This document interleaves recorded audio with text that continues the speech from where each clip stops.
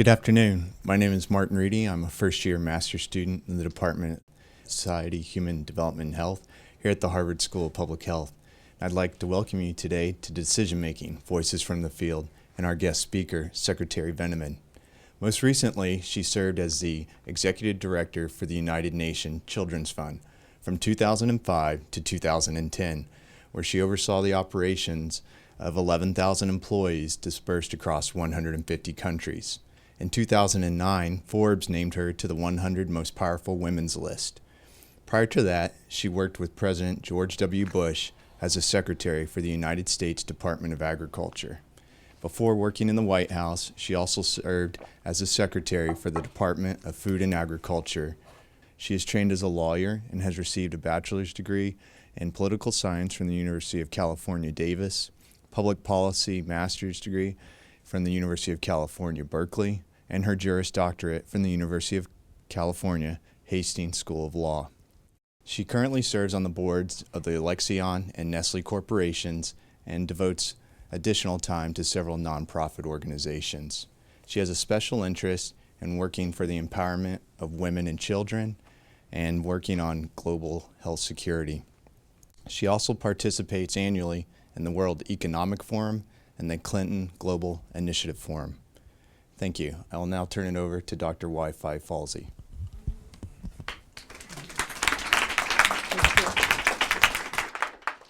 Well, it's a real pleasure to have you with us here today. And you have covered a lot of experiences, both in the public sector and more recently a little bit in the private sector. And the idea of this series is to provide lessons learned from your experiences to students. Many of our students are aspiring to make a difference in the world as soon as they finish their training here, just like you have in your career. So this will be an interactive session. I'll start with one question. I'm told I have only one question. Oh, no. There are lots of questions that will come from the audience, I'm sure. Anne, you served as Secretary of the Department of Agriculture. It's an annual budget of $113 billion at that time and 110,000 employees. And then you took on the role of UNICEF Executive Director, which is a little bit smaller organization, but still 11,000 staff spread over 150 countries, like Martin has said. So you have multiple experiences over your career. Perhaps if we can start with sharing with us some of your experiences, lessons learned, particularly around leadership, what insights you have accumulated over time. Well, thank you, and thank you so much for this opportunity. It's a pleasure to be here today and a pleasure to be at the university and participating in this series, this leadership series.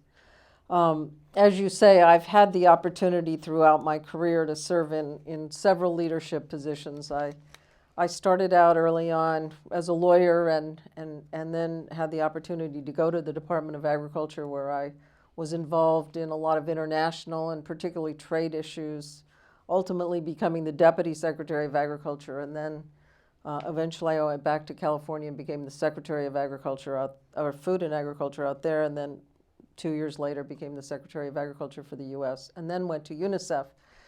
I think there's many things you learn throughout your career along the path of a career like I've had about working in large organizations, about leadership.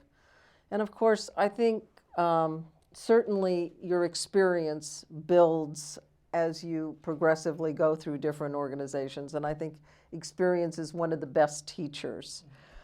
So I would certainly say that you learn as you go along.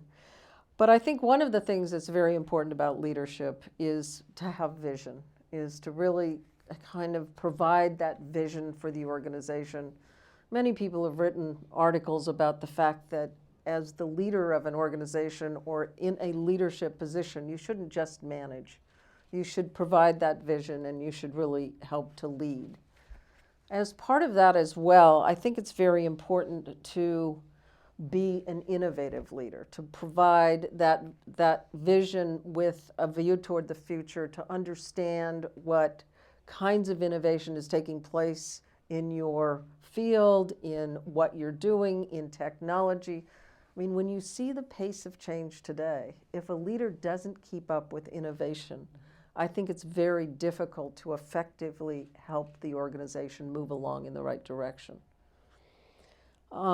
I think another area that's very important, and I have found throughout my various positions, is the importance of collaboration. And I mean collaboration at every level. So collaboration within your organization, helping different parts of your organization collaborate, but also collaborating outside your organization with other organizations that are doing similar things or complementary things. I have found in working in large organizations that so much of what you do is in very stovepiped type of situations where people are very focused on what they're working on, but they don't really see how it fits in with other things that are going on. And I think a leader has to provide that and help others see how what they're doing fits in with what is going on around them as well, and what others may be doing. So I think, and I think with all of that, it also is to look for how do you obtain maximum results. And you're not going to obtain maximum results in terms of what you want to accomplish in the organization. For example, in UNICEF, to try to help to reduce under 5 mortality, increase the number of children getting education and so forth, unless you have collaborative approaches and you're working together toward common goals of achieving these big results. I think very consistent with that is looking at how to use integrated approaches.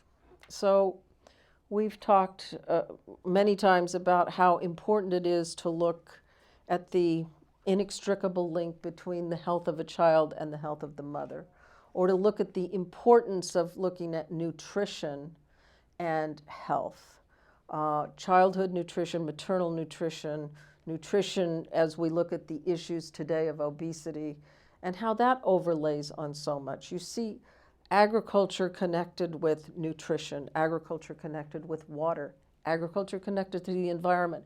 And unless we see all these interconnections, I think, and begin to build, again, the collaboration and the alliances, that it's difficult for a leader to be the most effective that he or she can.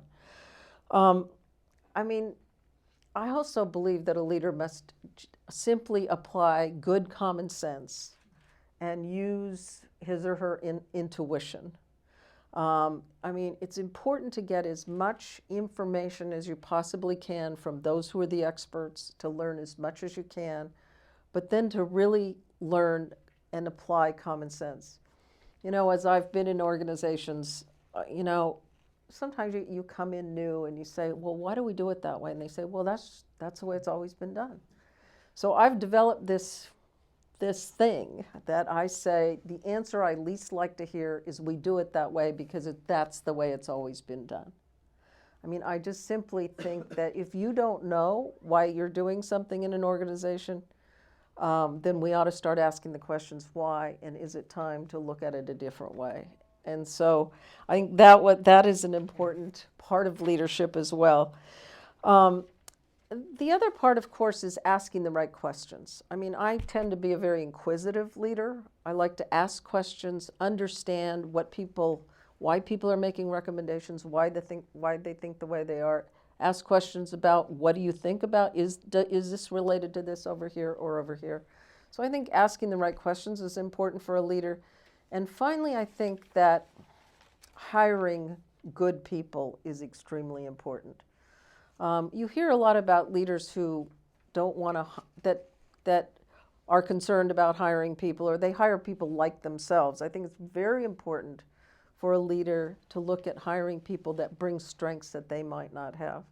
And as far as I'm concerned, as a leader, hire the smartest people you can, because they're going to give you the best advice. And get these people, and get people that work with you to really be open and honest with you about what they think is the right direction, so you can really analyze what needs to be done and how to lead the organization in that direction. That's very helpful, very insightful. You talked about sort of the culture of an organization and how it's hard to accept it sometimes and you need to change it. How long would you take when you sort of take on a new position before you start changing things? How do you go about setting priorities and including others in that process so that you do not leave them behind? Well, it depends on the organization. We had one of these leadership discussions the other day here with Judith Roden, and she talked about how important it is to understand culture, and I could not agree with that more. I think it's very, very important to understand the culture of your organization. And in large government organizations or UN organizations or even large businesses, there are very ingrained cultures that don't change easily. And I think you have to look at, how do you begin to make that change? Now, one of the things I did when I was Secretary of Agriculture in California is we went through, it was in the mid-90s, it was a time when everyone was going through strategic planning and coming up with their mission, vision, values. And that was a very helpful exercise, and it was very time-consuming. And we did a lot to try to engage the entire workforce in various discussions, having people bring feedback, give feedback, and as I said, very time-consuming but worthwhile. But then it is a continuous process that you have to follow up on. The Department of Agriculture is such a large organization dispersed all over the country. The various parts of it really operate as separate organizations. And so you really need to bring leadership on a number of issues. One of the things I encountered when I was at the Department of Agriculture is we had a number of crises situations where the leadership really became critical. So when I first got there, there was a huge outbreak of a disease called foot and mouth disease in cattle in Europe, which is not a problem with human health, but it is very threatening and a very fast-spreading disease that can quickly decimate, your food supply and it becomes an environmental problem in terms of how you dispose of the animals and so forth. So that was the first crisis. That was in the very beginning, within the first 3 weeks that I was there. Then, of course, within that first year, we dealt with the situation of 9/11. Which put the entire government into crisis mode in terms of what were the threats to the particular areas that our departments were involved with. And so we all began, planning around scenarios and the threat scenarios that were then changing the kind of world we lived in after 9/11. We then had outbreaks of bird flu, not the flu one, the high path one that went to humans, but it could have mutated to that. So we had to deal with those kinds of crises. And then, of course, we had our first case of what they call mad cow disease, or BSE, which was, again, a big threat to the potential of the food supply, and we had to act very quickly. And speak to the public. The crisis communication in that was absolutely critical. So, even though you have a big, diverse department, when it comes to crisis, there's ways you have to really bring it together. And so, to some extent, a lot of the time we were in crisis mode and trying to bring people together around crises. It happened to be particular to the time I was there. In UNICEF, we tried a number of things in terms of working to move the organization in the right direction. Integrated approaches, helping people understand the links among things like nutrition, health, education, the mother and child, as I was talking about before. Another thing we did was really tried to get people more focused around data and results. I found that the data that so much of which is developed by UNICEF, whether it's child mortality data through the surveys that are done. I mean, they do the global data on these issues. And yet, as I went around to my various country offices, I found that they weren't focused on where they were in the Millennium Development Goals. So we started working with our statistics offices to develop a lot of country data that became then a tool for our country directors to really engage with their own governments about progress being made, about where progress wasn't being made. I think this was very helpful as well, to move the organization in a much more results-driven, data-driven direction that I know many of our people were very happy about having those kinds of tools to better do their jobs. We also, at UNICEF, tried to bring people together around common things. I held, about a year after I was there, I held an all-Africa meeting, and we had not had all the representatives from Africa come together and really talk about what are some of the common issues you're dealing with? How are you dealing with them? You know, we really engaged a conversation about the crisis of AIDS. This is in 2000, at the time we held the meeting, it was 2006, that, you know, the AIDS money was just coming into Africa in a very significant way. How were we playing a role in that? What were the issues of children? You know, with prevention of mother-to-child transmission, there I mean, the orphaned children, you know, still estimated that there are over 15 million children that have lost one or both parents to AIDS. What are the issues around that? How do we reduce child mortality? What are the immunization rates looking like? How do we help to engage the conversations about education and not just getting kids into school, but the quality of education? So I think we really began to build a dialogue around how to move forward so that country directors weren't just working sort of in their individual silo in their country, but began to have a broader strength around them about how to move forward and support about how to move forward and the tools we were developing. I think we strengthened our ties with organizations like WHO on health, the World Food Program on nutrition. I mean, a lot of times these organizations, and we both know this, Julio and I know this, they tend to be competitive with each other instead of cooperative. And it's critical that these organizations work collaboratively together.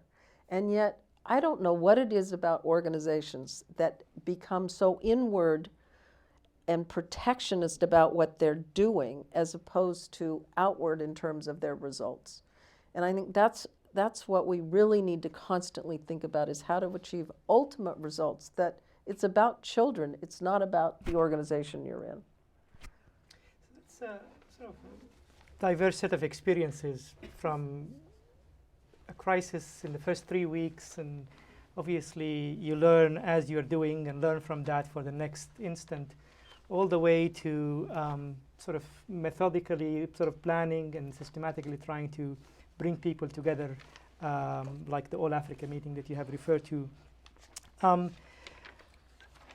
One of the things that you have been quite successful, in my opinion, at UNICEF really is trying to bring together these silos of health, nutrition, education into one integrated set of programs that had an impact on child health. How did you manage to keep in touch with what's really happening on the ground in the various countries or in the Department of Agriculture? Such a vast sort of enterprise, really. Were you able to sort of have the real happenings fed back to you regularly? Yeah, I think this is, in a large organization, this is always a difficult thing to try to do. Obviously, you know, I traveled a lot. I traveled a lot around the country and the world in my agriculture jobs. You know, you have offices all over the country and the world in agriculture. Not as many in the world as we did certainly in UNICEF, but I mean, to some extent, you've got to visit and to understand firsthand what people are doing. So that's number one. And then as you visit different offices, you also realize, well, one may be doing something this way, and you begin to, create dialogues when you visit about how they're doing something, why they're doing something. And then when you bring back good examples and begin to speak about them and share that others may not have the opportunity to do. So one thing is I think field visits is very important. I think one of the things that has allowed a different kind of ability for organizations to communicate is technology. You can actually now send out messages to all 100,000 employees. It's not an impossible thing to do. That's something you didn't used to be able to do. It had to go from one layer to another layer to another layer. And likewise, you can share, information that's important all the way up in a much more, horizontal way. But the problem with organizations is they still have a very old school, many times, an old school idea of if you work for me and I work for them, then the information still, even though there's email and you could copy everything, it has to come through them and then come through them, and it just delays it. And it's almost a power thing, and you have to begin to change organizations from thinking like that, because that's been sort of the traditional way that a lot of organizations and people in the organizations have tried to sort of control what their own fiefdoms are, instead of realizing that you can accomplish so much more with shared information and collaborative processes. And I think this is just,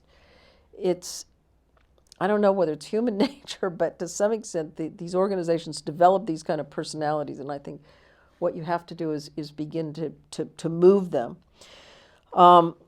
We also pulled together, in addition to the All Africa meeting, and we did 2 of those, one a couple of years later, we did also an all staff meeting, which are all of our reps, not all staff, but all of our reps, we brought them all to New York at one point, which hadn't been done for a long time. And instead of talking about the way the organization was going to operate, which is the typical way a UN meeting like this would be conducted, we talked about future trends. So we talked about climate change, we talked about the illicit economy and the impact on children, like trafficking, and how that was impacting. We talked about technology and what kind of technology changes we're going to have an impact on the ability to address issues of poverty. A range of sort of broader issues. And we got tremendously positive feedback from doing this. Plus the opportunity for people to come together that were working all around the world was just tremendous. So I think that's one way also to actually, have that communication, and they went back re-energized. And I would get these emails that would say, I learned this at the global meeting and we've applied this to this situation from some of our reps. It was really, it gave you that kind of feedback that it was a worthwhile enterprise. One of the other things we did, and I was a bit reluctant to do this, and I think many leaders are. Now that I serve on boards, I see that leaders are somewhat reluctant sometimes to agree to doing employee surveys. They have to be well designed.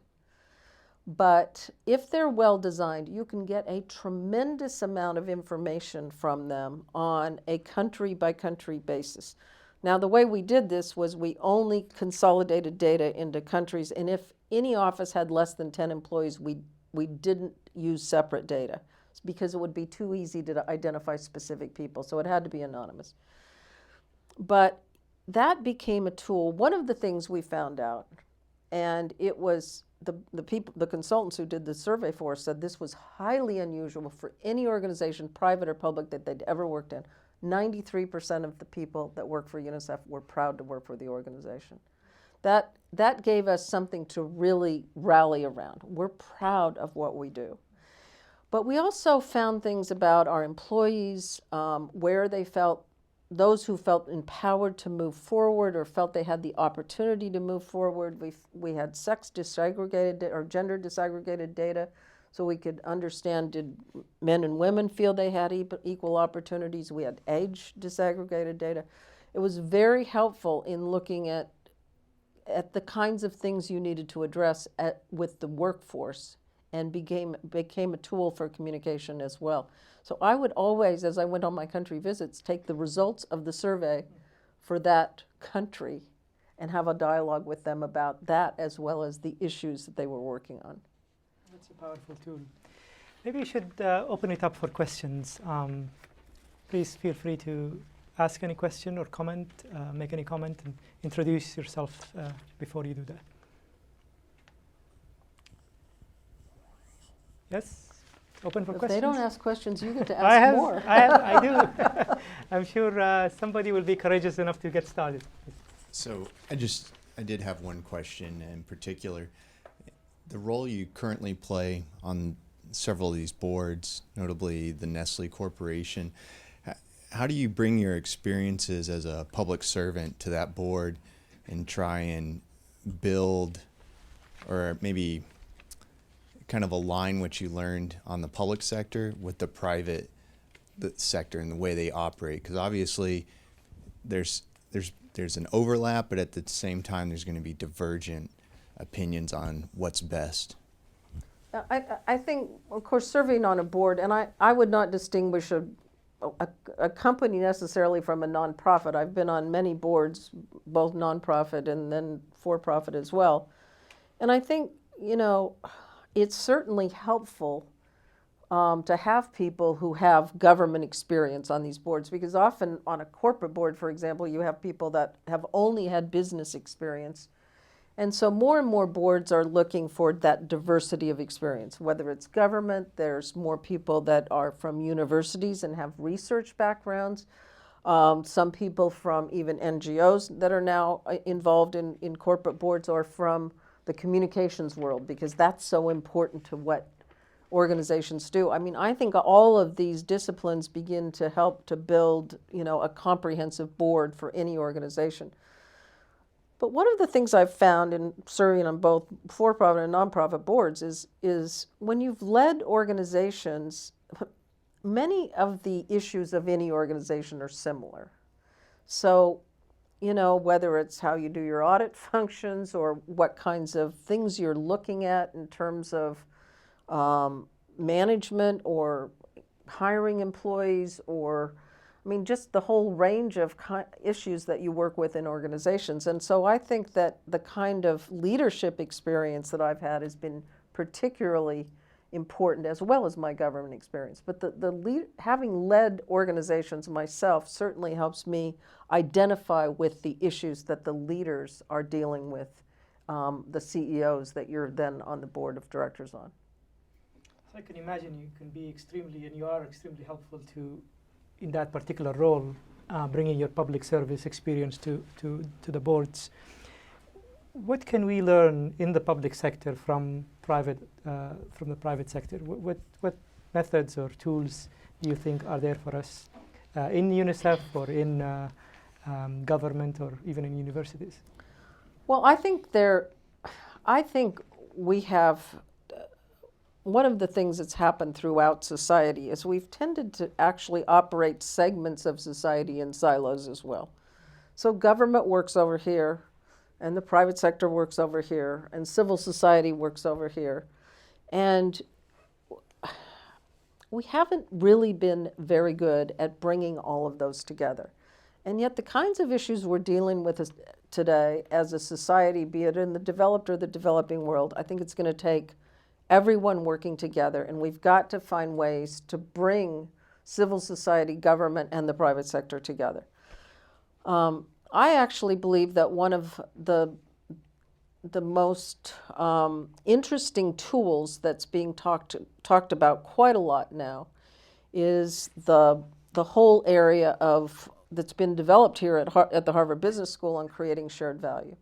How do you begin to engage the private sector on how to create value for shareholders and value for society, which then really affects your development work, your poverty alleviation, and so forth. So, for example, some of the food companies are working on the issue of they have large numbers of agriculture extension workers now. As one food company, not the one I'm on the board of, said to me one time, we never thought about going that far down in the food chain. We'd always work with our suppliers, but not worked with our farmers.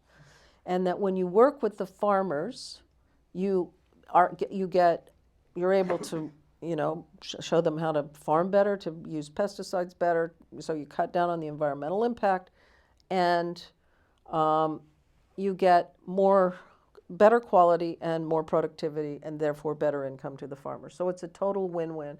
And by the way, this company that came to see me early when I was at UNICEF said, and we've gotten the children out of the workplace and into school with these extension workers. So there's all these win-wins. One of the areas where the private sector really saw the benefit of this was in the mid-2000s during the AIDS pandemic in Africa, where they were having to hire about 2 workers for every position because they were dying so quickly. I mean, sadly. And they figured out if they began to incorporate in their workplaces testing and treating, that was a lot more cost effective than continuing to hire more and more people and train them. I mean, it's truly a shared value concept of what's good for, the economics is also good for society. And I think this concept of creating shared value and how I think there's tremendous opportunity for the civil society to work more closely with businesses in bringing the expertise to the table. I see this happening much more on the environmental side, where you see a number of the environmental organizations now working with businesses in how to create more environmentally friendly practices. I think they've been, my own opinion is that's happening more quickly than it is on the development side. But I think there's tremendous opportunity for much more collaboration. And then and for governments to understand how the collaboration can take place as well. One of the areas where we've seen a public health example of the private sector being very engaged, not as a company, but as sort of a broader private sector society, is look at Rotary and polio. I mean, this has been going on for over 30 years. We've almost eliminated polio from the world today, and that would not have been possible without a very strong relationship among WHO, UNICEF, Rotary, and CDC.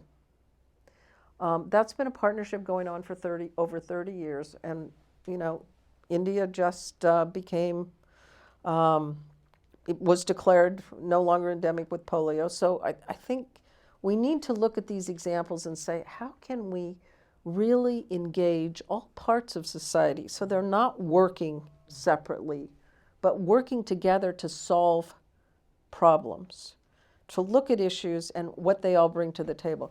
I mean, one of the areas, of course, is logistics. People constantly say, if you can get a can of Coca-Cola out into the middle of nowhere, why can't you get vaccines for children? And it's a very logical question, and of course you can, but it takes collaborative approaches and really looking at how you can come together to do these things. And we can't continue to look at each part of society as separate and working in separate silos, and I think really solve the problems that we need to solve in the future. Other questions? Maybe back there. Hi, my name is Aini, and I'm a second-year doctoral student in the Environmental Health Department. So earlier in the talk, you were talking about how setting a vision is important for a leader to do. And I was wondering if you can talk a little bit more about how you went about in doing that at UNICEF and in your past leadership roles. Well, again, you don't want to go into an organization and completely change what's been going on. I mean, UNICEF has done tremendous work for many years. So, as I stated before, I mean, we tried to look at how do we help people do their jobs better and get better outcomes for children. And it was really looking at how to use data better, how to use integrated approaches better, how to work with others. Providing that vision of really how do we actually help to achieve the best outcomes for children overall in the world? How do we provide, I mean, one of the things I tried to introduce into UNICEF as a concept as the UN agency, we should be providing leadership for children.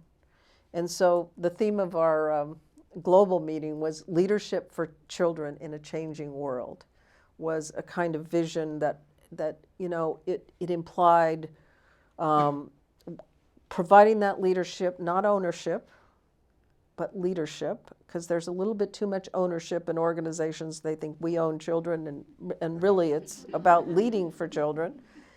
And then providing, you know, the tools and providing that recognizing that we've got to constantly be innovative about our approaches. We can't simply do things the way they've always been done.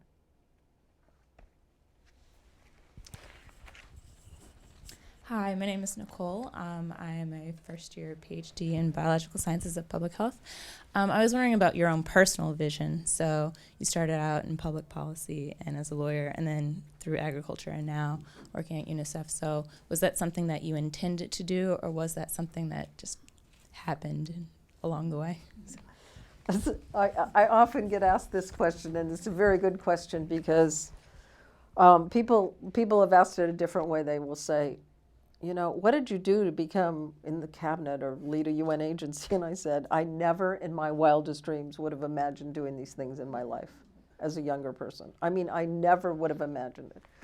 So how did this happen? I mean, I often say that it really is about taking advantage of opportunities that came my way.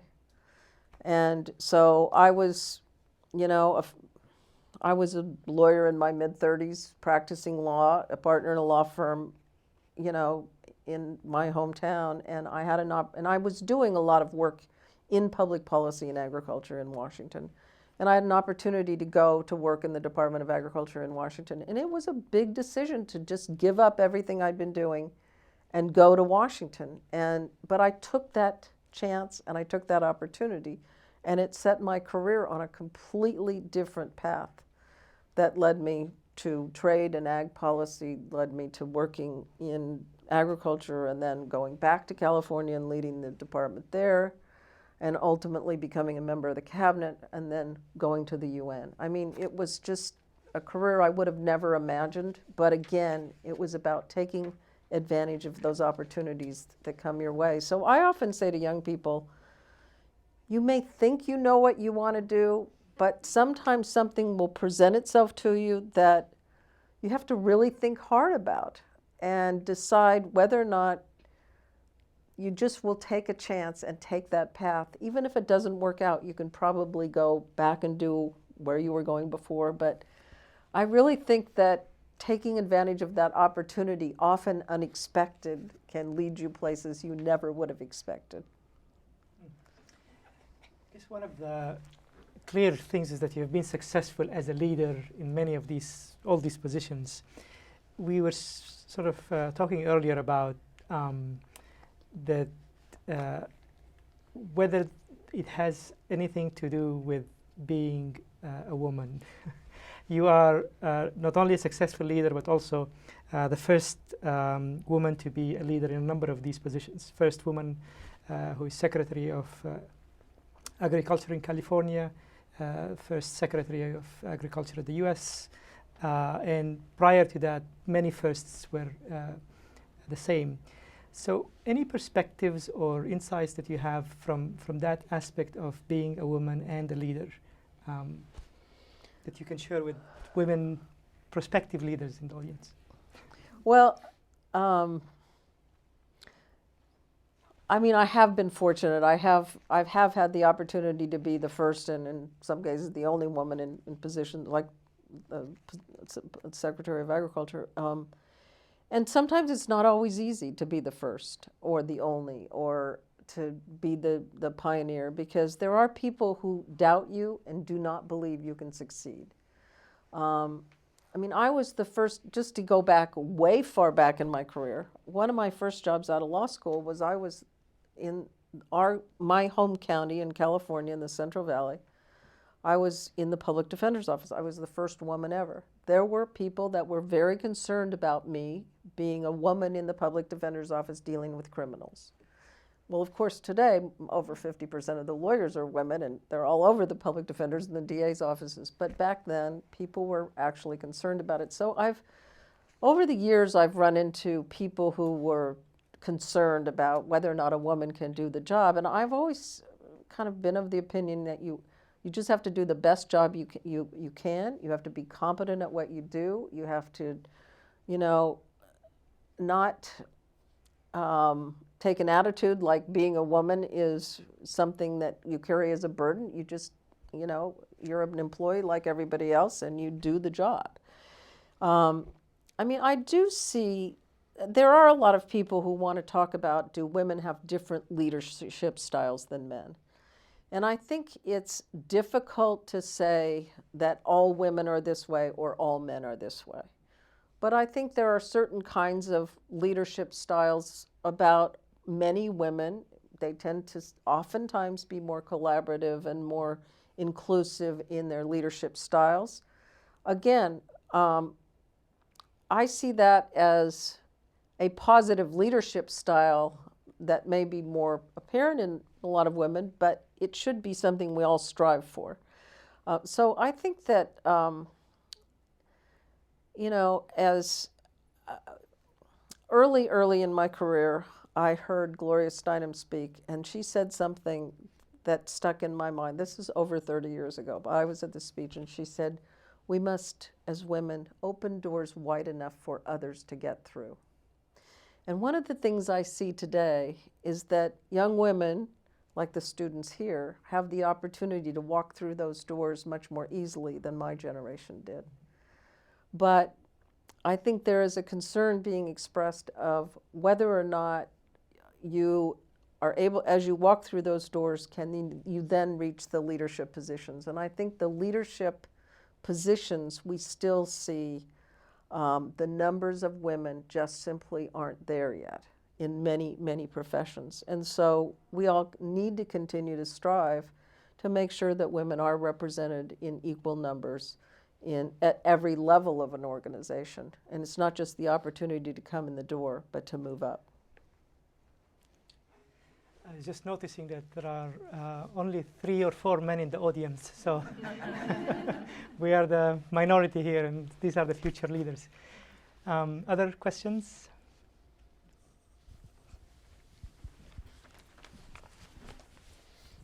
My name is Fawn Phelps, and I'm here with the Center for Public Health Leadership. I was curious if you could walk us through a crisis moment, mad cow, et cetera, and just how you got the news, who you needed to call, and how you got everything across the finish line that you needed to get done. Very good question, and very good example. We called the mad cow situation. It happened on December 23rd, 2003. We called it the cow who stole Christmas. So, I was very fortunate because I almost always left Washington at Christmas time to go home to California. And I had, this year, my brother and his family had come. And so I had taken my brother's young son and his mother to see the White House decorations and then have lunch at the White House, in the White House mess, which as a cabinet member I had the privilege of doing. I get this phone call right when we were about to sit down saying we think, and we dealt with this, we were slightly prepared for this because this was December. In June, they'd had the first case in Canada. So we had done a lot to coordinate with Canada to help them deal with that situation. So it wasn't completely, out of the blue. We had some inkling that we could have a case sometime in the U.S. So, I got the phone call. We were at lunch. I went back to the department. I was taking them actually to see the Christmas Carol that afternoon. They went off on that. And we brought everybody in the department together. We had, a representative of the White House too, and just, it had to be a pretty small group because this was very market-sensitive information. And just start talking about what to do. We knew we had to go out publicly with this, but when there were some who were saying, we don't know enough, we can't say anything, we were starting to see markets just have a little tiny move in them. We knew we had to go out that day. And I said, and my press person and I knew we had to go as soon as possible. She and I were sort of on the same wavelength on this. And so we had to gather as much as we knew, all the information we could get, we had to notify the press. We did it at 5:30 after markets were somewhat. We really had to then say, this is the situation. This is what we know. This is what we're doing to protect the food supply.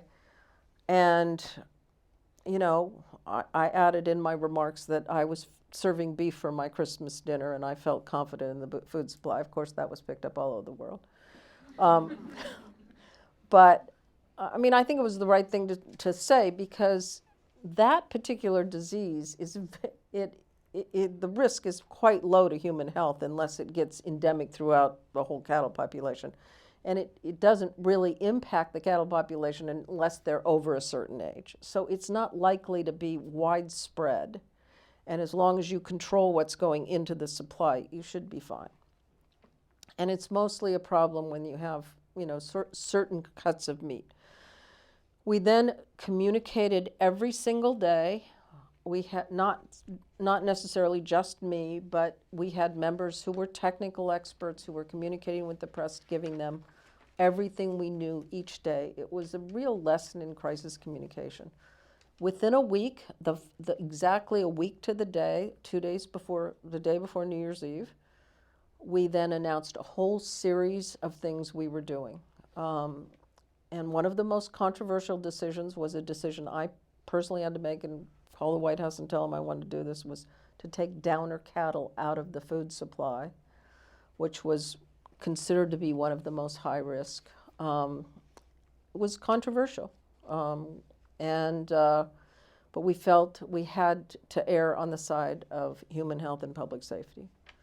And so we made this whole series of announcements. And I think, one of the real indicators of how well we were able to communicate the situation, what was being done to address it, what the risk was to human health, was that our consumption of beef never went down in this country.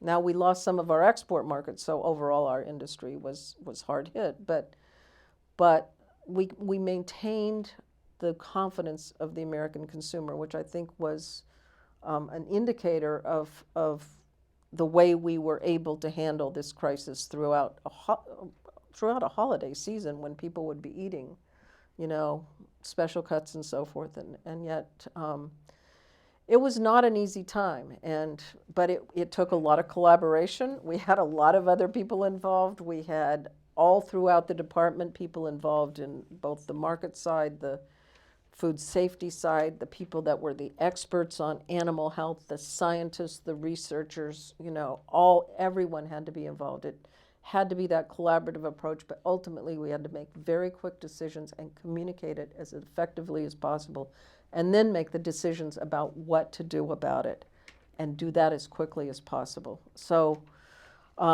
it was difficult, but hopefully the results were in the fact that the consumer confidence remained quite solid. This has been a fantastic session. It's too bad that it has to come to an end, but I just want to thank you very much for all the insights that you have given, the experiences you have shared. We should have vision, keep up with innovations, collaborate, bring teams together, and hire the right teams and people to work on the problems that we are facing.